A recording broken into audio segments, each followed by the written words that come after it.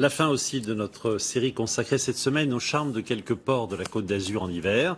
Et aujourd'hui, pour terminer, le plus célèbre d'entre eux, le port de Saint-Tropez, où Vincent Capu et Christine Guérard ont pu jouer les touristes presque solitaires. C'est une matinée d'hiver ordinaire. Les quais sont quasi déserts. À cette époque de l'année, Saint-Tropez redevient un petit village. Loin, très loin des 80 000 visiteurs qui arpentent chaque jour le port en été. Ce qui ne change pas en revanche, c'est la lumière qui baigne les façades et le clocher. Claudine a commencé à coucher ses couleurs sur une toile. Ce sont les couleurs du midi avec ces murs de maison qui sont roses, jaunes, etc. Même un peu vieillis parce que Saint-Tropez en hiver n'a pas tout le soleil qu'il y a en été et on voit que c'est un vieux village. Saint-Tropez offre un tout autre visage à ceux qui s'y promènent en cette saison. Pas de bling-bling ni de starlet, juste le charme d'un petit port de pêche.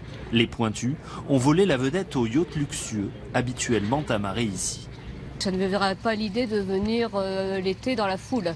Ce qu'on vient chercher à Saint-Tropez l'hiver, c'est justement cette tranquillité que vous avez dû constater, une sérénité. Vous voyez que les gens sont tranquilles, sont calmes. Moi, je suis de la région grenobloise.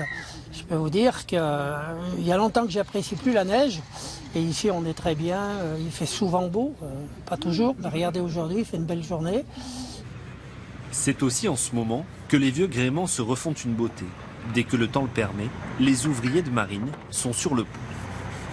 En hiver, c'est la réfection des bateaux, le vernissage, le nettoyage, le ponçage, la réfection, la beauté du bateau. On refait le bateau tous les hivers.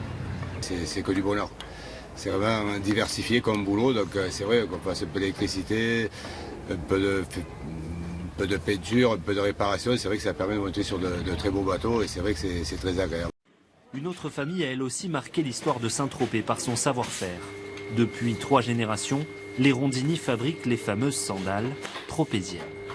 C'est un modèle que ma mère portait déjà lorsqu'elle était en boutique, elle travaillait avec mon père.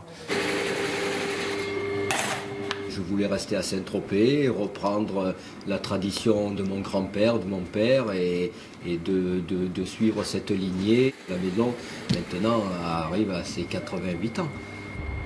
Retour sur le port pour profiter des derniers rayons du soleil. À cette époque de l'année, Saint-Tropez l'excentrique révèle un caractère bien plus authentique.